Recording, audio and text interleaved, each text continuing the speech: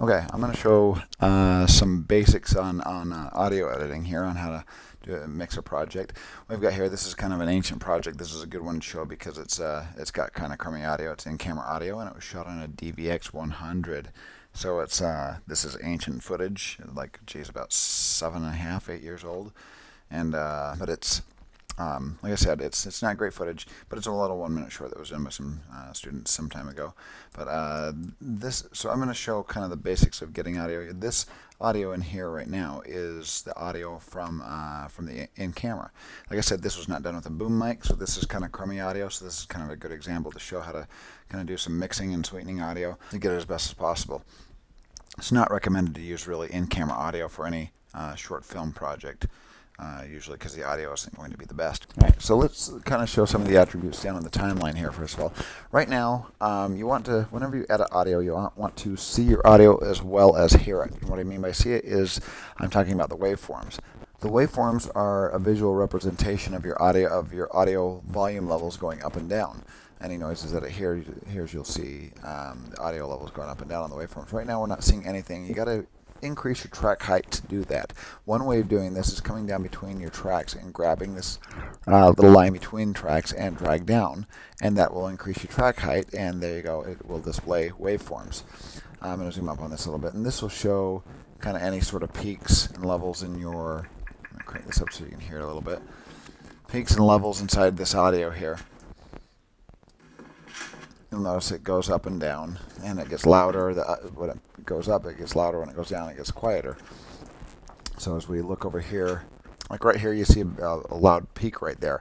That's this guy gagging right there.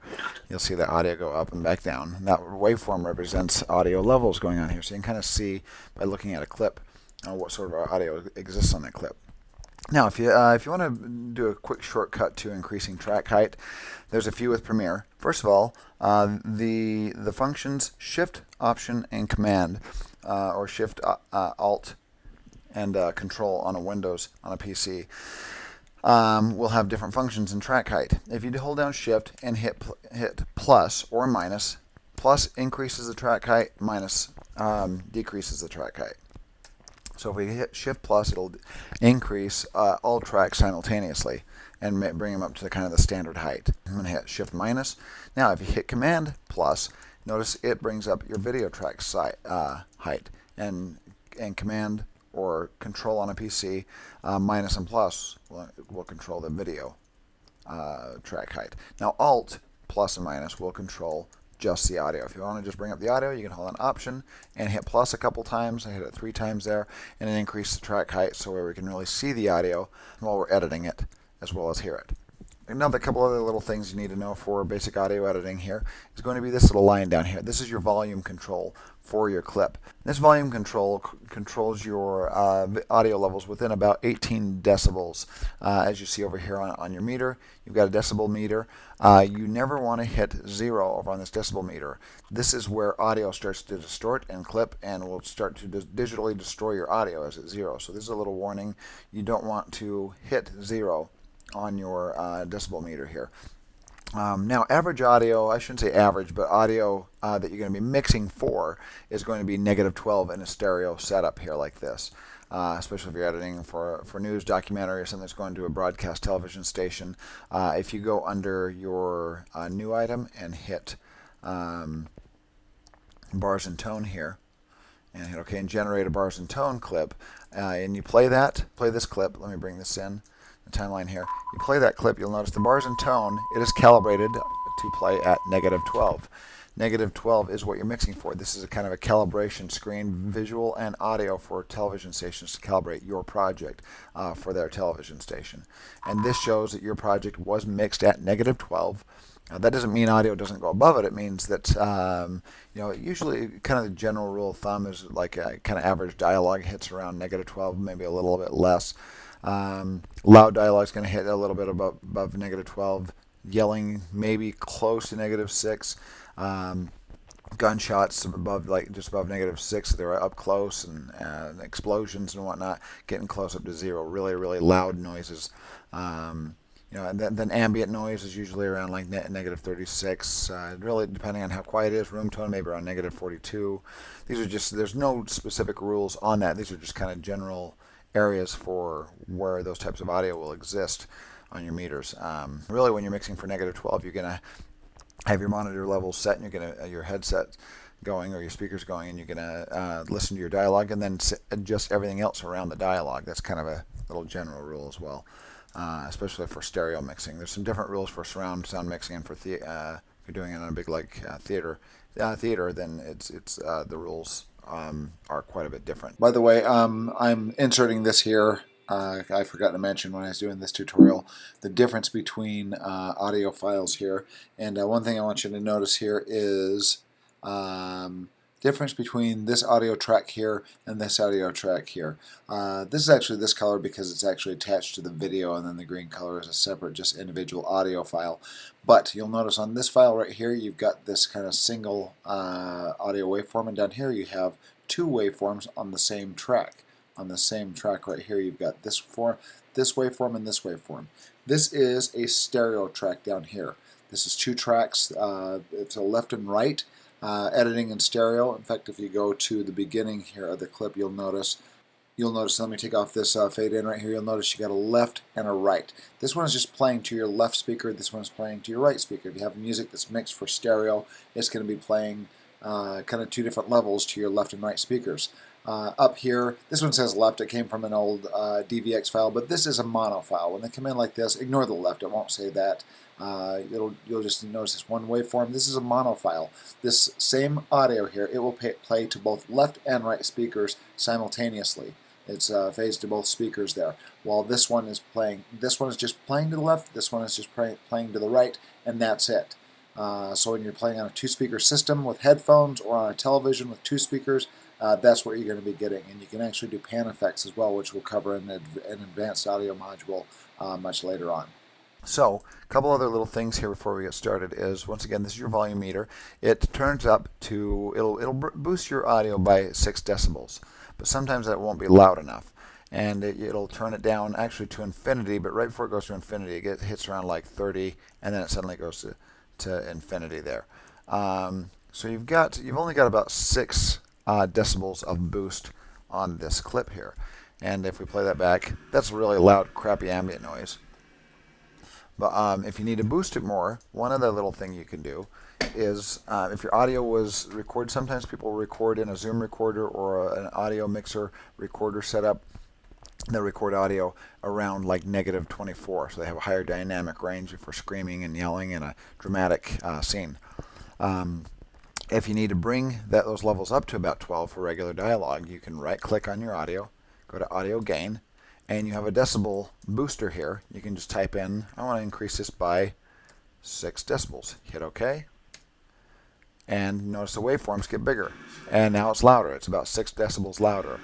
So on negative 18, just above a negative 18, let's increase this again by another 6. Right here it says your gain has already been gained 6 decibels. And this is non-destructive. It references original media. So if we hit 6 again, it says I'm going to increase this by a total of 12 now, because you added 6 before, and 6 again equals 12. So this has been increased a total of 12 decibels. Notice the waveforms go up even higher, and it's up another 6 decibels there. Very loud, crappy audio, but that's how you do the gain there. I'm going to go back to audio gain. I'm going to minus 12 to get it back to normal there. And notice this goes back to 0, and you hit OK. And our ambient noise is back to normal there. Except for this thing right here, which I'm going to turn down back to 0 decibels. Actually, I can right-click on that, remove effects, and remove my volume effects right there. Hit OK, and it's back to 0. Okay, so first of all, what I'm going to do, first thing you want to do before you start adding sound effects and other thing, and ambient noise and music or whatever, is you're going to be, the first step I'm going to teach is conforming levels, getting them to match, and cleaning your audio up here. I'm going to get at the very beginning, and if you listen very closely, you hear somebody talking there at the beginning, so I'm going to go to the beginning, and I don't want that talking there. So what I'm going to do is I'm going to clean this up. I'm going to hit C for my blade. I don't want to cut my video and audio, so I'm going to hold down Option or Alt and click on the audio. It's going to cut just the audio. Now I'm going to hit my arrow tool, V as in Victor. Option, select the bottom audio clip here. So it deselects Option, deselects the video from the audio there. And I'm going to hit delete. Option, select this audio here, because this is just kind of regular crappy little room tone sort of stuff. I'm going to copy that, go to the beginning, hit home, and paste it. And now we've got this kind of consistent audio playing through. A little bit of a kind of a blip there. So what I'm going to do here is I'm going to put these two together by doing a dissolve, a crossfade. And I'll do Command Shift D, Control Shift D on a PC. And if you're on the edit and your track is selected, it will add a cross dissolve. I think this is like a standard 30 frame, yeah, 1 second cross dissolve there. So now what this cross dissolve does is it fades out this audio over here while fading this audio up and does what's called an envelope there. If you look at an audio programs, you'll see this kind of has an envelope shape where you see one turning up and one turning down. It crosses like the back of an envelope. So as it fades from there to there, now the audio is really nice and smooth as it plays through. So I'm going to listen to this, play through. The audio shifts there a little bit, but that's okay because it cuts to a different shot. Right there, it shifts a little, and it's kind of close to the same shot there. So what I'm going to do here, well, let's listen to this. I hear some more talking there too. So I'm going to select this audio, Option, click. And I'm going to do what's called an L cut. Or actually, yeah, this is an L cut here because it's shaped like an L. The audio extends over into the next shot. So I've completely eliminated the audio that belongs to this clip, and I've extended this audio. This really works well in dialogue. We'll get into dialogue in an advanced episode later. But as we play, now this audio is nice and smooth and extends over into the next clip. And right here, since this is kind of a short clip and there's really no noise belonging to this, it's just like consistent room tone, I'm going to select this audio, delete, and I'm going to pull this audio backwards, and we created what's called a J cut. So this is an L cut, this is a J cut. Now I have these longer stretches of audio that are more consistent with it, with less cuts, which will be, and this usually works good, really well for ambient noise and some other instances, which we'll show you in dialogue. Now as it plays, nice and consistent as it plays through there. Here I can hear a little shift in the audio as it does these cuts here. I'm going to delete that, and we're going to do this throughout the whole thing here and get this kind of cleaned up, nice and clean and smooth throughout the whole clip. And also the other step that you're going to do is you're going to increase and decrease your audio levels to get them conformed so one isn't too loud and one isn't too quiet. As it starts getting the loud stomping noises here, this audio gets pretty loud. So what I'm going to do is I'm going to grab this audio and turn it down. And that's a lot better there. It's not so loud. So this is what we're going to do throughout here is get this audio kind of, we're going to turn some down, turn some up.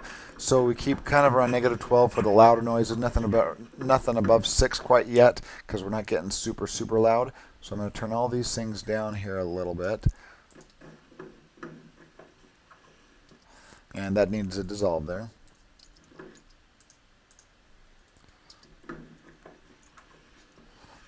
Until everything is conformed throughout and all the audio levels sound good. And if the one has to go up a little bit louder, you might want to do a cross dissolve between it to make it not such a sudden cut. And now that sounds nice and smooth. Okay, let's show you how to turn audio down, up and down, not on a global clip level, but on by keyframing it. If these things are not showing, by the way, you have to go to your wrench here and make sure that it's checkmarked that show audio keyframes.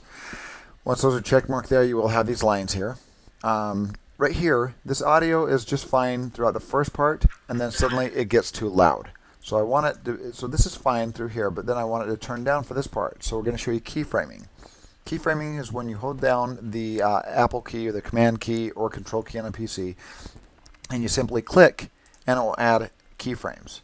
As you click, it will add keyframes. What I'm doing here is I've added 2 keyframes. One is going to act as a pivot point, so it leaves all the audio before this alone.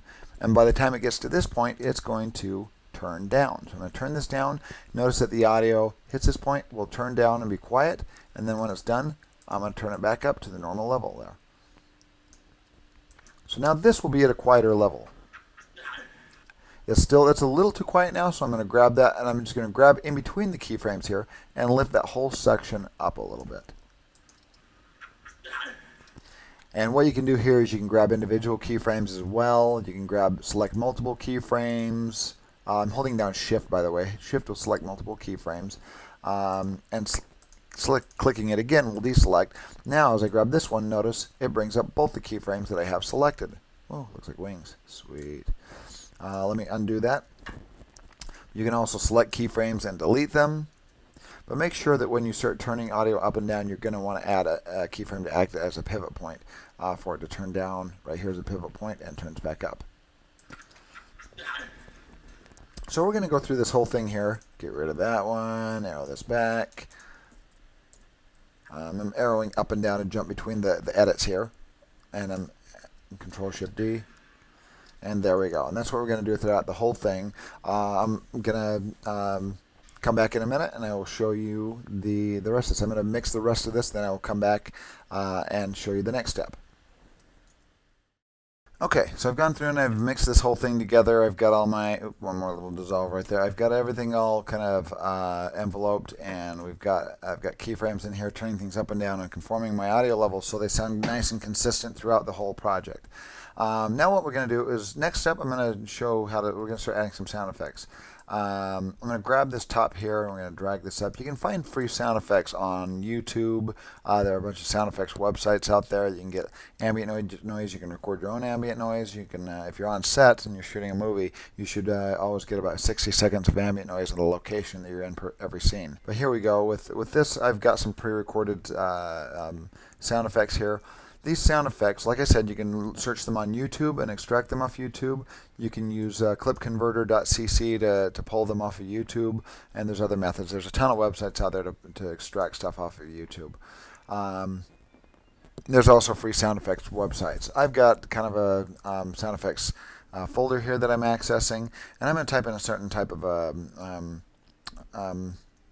I've got some cafeteria,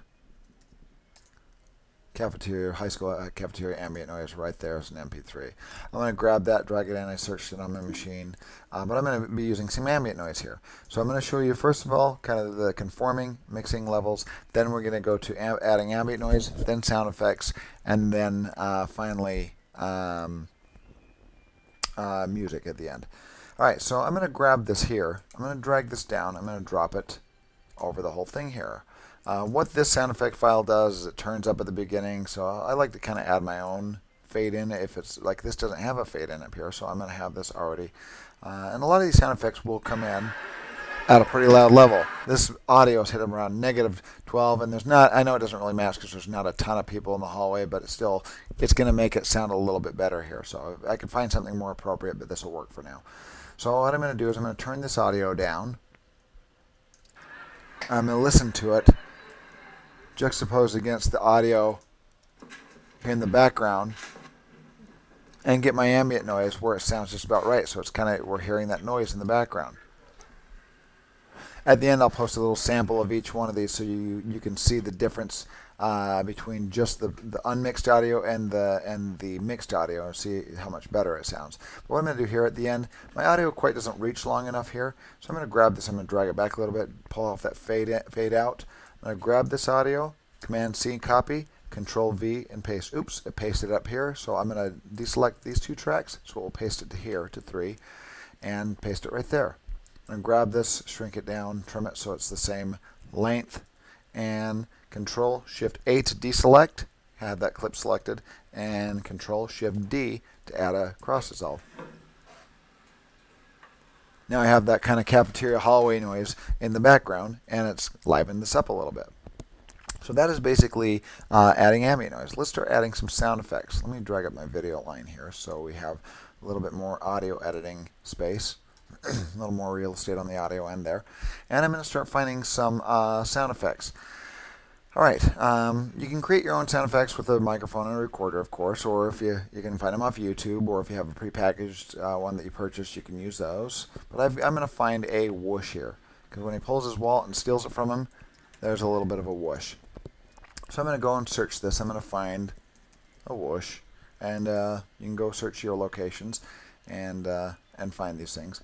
I'm going to find a whoosh here. Okay, I've gathered all the sound effects. I've gone through the the movie here, and I found all the sound effects that I think I need. I'm going to grab all these, I'm going to drag them to a new folder and contain them in a folder here, and I'm going to call these sound effects.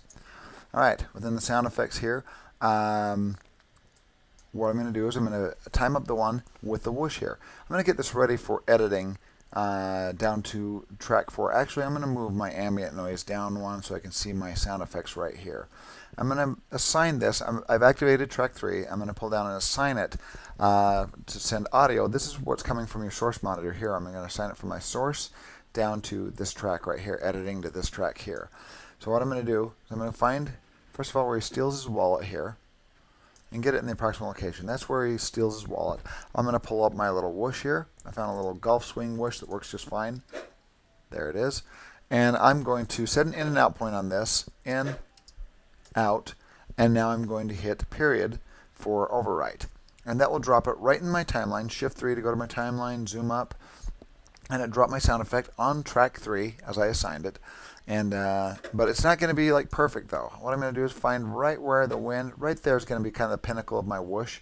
So I'm going to select this, got it right in my playhead there is where the pinnacle is. I'm going to hold down Command, I believe it's Alt on a PC, and I'm going to arrow this left or right, and it will nudge this audio to the left or to the right by 1 frame at a time. So now when he grabs this and pulls it away, you get that wind. Now the wind is a little too loud. That hits up around -6, so I'm going to just crank that down there, turn it down a little bit more until it sounds a little bit more natural. There we go. So I got my whoosh in there. Doesn't sound terribly loud. They're running, and right there he hits these papers. So I'm going to do this throughout. I'm going to find, I've got a little body slap here. And find the hand grabs right there. I've got several here that's been recorded, and I can choose from them. Right there sends a good like hand hit, so I'm going to in point, out point, INO on my timeline. Now I'm going to drop that into my timeline right where my playhead is. Still assigned to track 3, period, drops it in, but it's not going to be perfect yet. So right here, right there is where the hand hits, right there on that frame, on that playhead. So I need to get this here. You can grab that and drag it, or I can highlight it, hold down Command or Alt on a PC, and arrow to the left. Right there. And actually that needs to go 1 frame over. Right there is where he hits that paper. Let's take a look at it. There we go. We got that little hit noise. But it's too loud, so I'm going to turn it down a little bit. Sound up a teeny bit more. And you mix that to the level that you need. So I'm going to do this same thing throughout here. Let me show you one more. At the end here, there's a part where somebody gets hit in the face. I'm going to show that punch in the face there. Right there, this guy gets punched. Obviously, it's fake, but it looks a lot better when you put a sound effect in. I've got these nice loud kick noises. That sounds a little too loud for a punch, but I'm going to use that in and out point. Period to drop it on my timeline. Shift 3 to go into my timeline. Plus to zoom up on my timeline. And now I need to get this lined up. It's in the approximate location. Right there is where I need the hit noise to occur. Select that audio.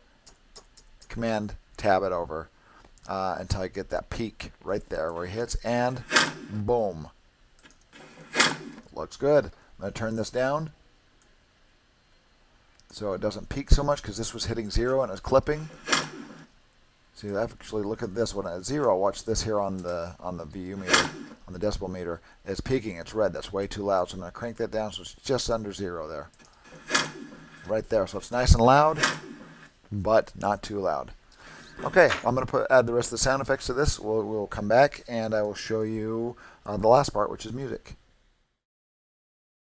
Okay, I finished putting a bunch of sound effects in here. I kind of have a sound effects track. There I've got a bunch of basic sound effects on. Now I'm going to do some music here.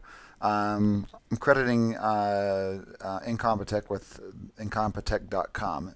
I'm going to show you the website actually really quick. There we go, Incompetech.com. This has some royalty-free music on here. Great music you can use. If you click on royalty-free music tab and full search, you can search action, intense, eerie, a whole bunch of different types of uplifting, whatever type of music. You can select one of these and hit search, and you can press play and listen to it. If you like it, you click download. You just have to make sure that you credit Incompetech. He's got the credits over here on the side. If you go to more, it will show what you have to put in your credits for using his music for free. You basically copy those and you copy that right there and you paste it into your credits at the end. That is necessary to be able to use this music for free. That is the agreement on Incompetech. There's other few free music websites as well, some pretty good ones out there, but this is one of the better ones I've found if you don't have somebody composing music for your project. I'm going to grab this music here from Incompetech, drag it into my project here. I'm going to make a music folder of this, drag it down in my folder, and type in music. This is where I'm going to store my music within Premiere here. So I've got some music that seems to be fitting here. I'm going to add a track down here on my timeline. I'm going to right click over here in the gray and say add track. And it will add an audio track for me right there. I'm going to increase my track height here, my audio track height, by holding down. I'm just going to do Shift plus and make everything go larger so I can see my track height there on 5. I'm going to assign my track to 5 here because I'm going to be editing music down there and activate that track.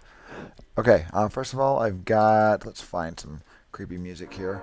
I've got some kind of danger music here playing, and then it increases, gets really loud, and right there is where I want the wallet to be stolen, right there. So it increases up to that point, and suddenly the wallet's stolen right there, and he runs off toward the guy chasing him for his wallet here. So what I'm going to do is I'm going to put an in point right before that point. Right there, I'm going to hit out point, just a little teeny section right here, and I'm going to place that right into the point where he runs, right there. Drop that in. Notice I put it on track 5 there because I've got the track assigned. Let's see if this times out. I want that to go a little bit earlier for when he takes off. Right there, that's perfect. So now all I have to do is grab this and back time it to the beginning and forward time this. And that point will be the cue when he starts running. I'm going to turn this down. It's very loud. Okay, at the very beginning, we've got this. I want this to start at the very beginning of this song here. Right there. I want that to be my intro right there. So I'm going to hit in point, play it, take about that much audio, and I'm going to put it, overwrite that at the very beginning, eating into this clip right here.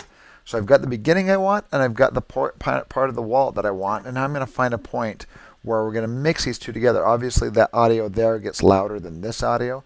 So, and you'll notice that cut. Watch this. And boom, too loud. So what I'm going to do is simply add a cross dissolve. If we make that long enough, oftentimes you can get away with making this, unless there's some significant beat going on, you can get away with this, make it sound like this music was written for it. Let's listen. And that sounds okay. It could be mixed a little bit better, but that's sounding better. About the only person that's really going to notice is the person who composed this music. The audience won't really notice that. So now at the beginning, have the music start. And it gets to this point where he steals the wallet. I'm going to grab that dissolve and move over a little bit, see if we can fix that a little bit. Let's go over this way, see if that works better. Make it a little smaller. I'm going to play with this till it matches a little better. Over this way a little bit. Almost there, almost there. So you just have to sometimes play with these little transitions.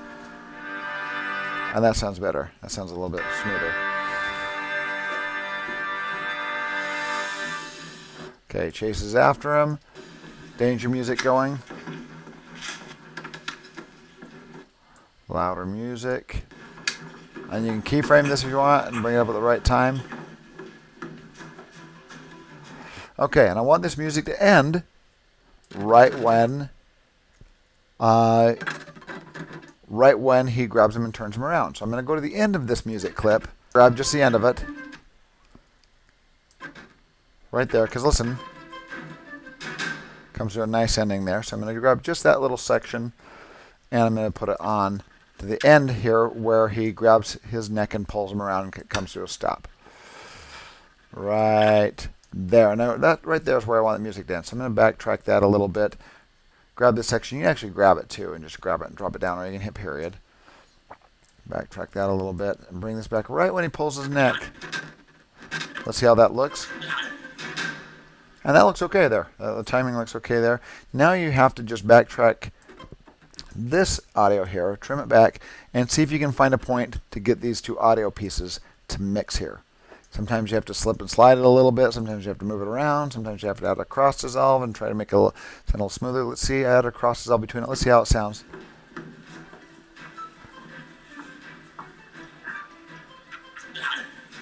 That worked out pretty good, but I'm going to turn it up a little bit because I want it to get louder toward the end here. I'm going to keyframe this so it gets really, so it starts out kind of quiet from this first clip and gradually gets louder. There we go. Okay, I'm going to add the rest of the music here, but that is really about it. I'm going to add the rest of the music here. I'll show you the entire clip. I'll come back and show you the entire clip, and then I'll put the movie on for you as well. It's not an amazing movie, but it's still a little student movie, so it's just a little 1 minute short. So I'll be right back after I put the music on. I have now added the music. I've done a little stupid adjustment layer for kind of a cinematic look. This is like DVX footage, so it's not amazing. It's, like I said, standard definition, like about almost 8 years old. Anyway, here is my kind of complete. This is, like I said, this kind of basic sound mixing here. We've done like kind of a mixing conforming for the first level, added sound effects, added ambient noise, and added music. That is all really that I'm doing here, just to do some basic cleanup. And that sounds a lot better than just leaving the camera noise in there alone. And this camera noise really kind of sucks in here, so it wasn't really good audio either. So anyway, now I'll play them back to back. They're each about 1 minute. If you want to watch them, you can. If you don't want to, you don't have to. But it'll show a comparison. It'll show without audio and with audio. And in the future, I'll be doing a little bit more advanced audio treatment for Premiere. And we'll talk to you another time. Thanks. Bye.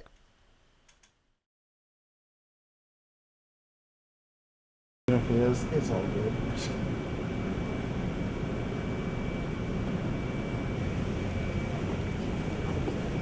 Just stuff like that.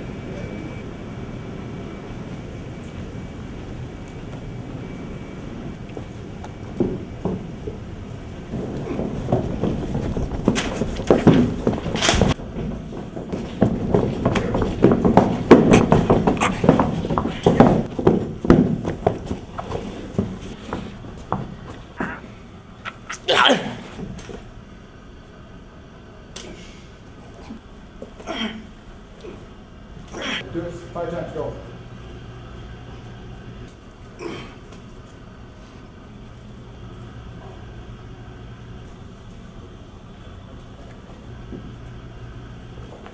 Hey.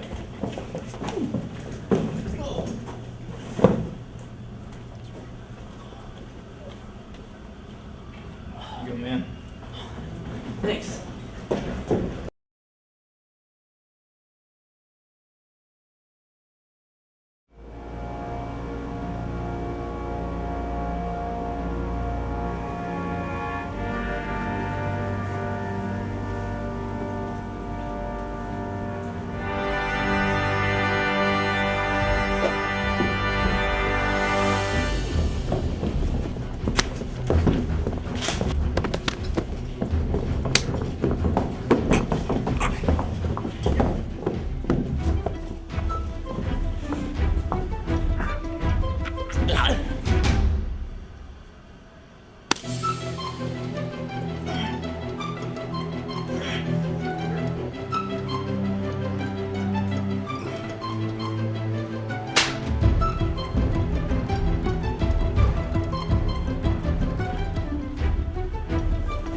Hey.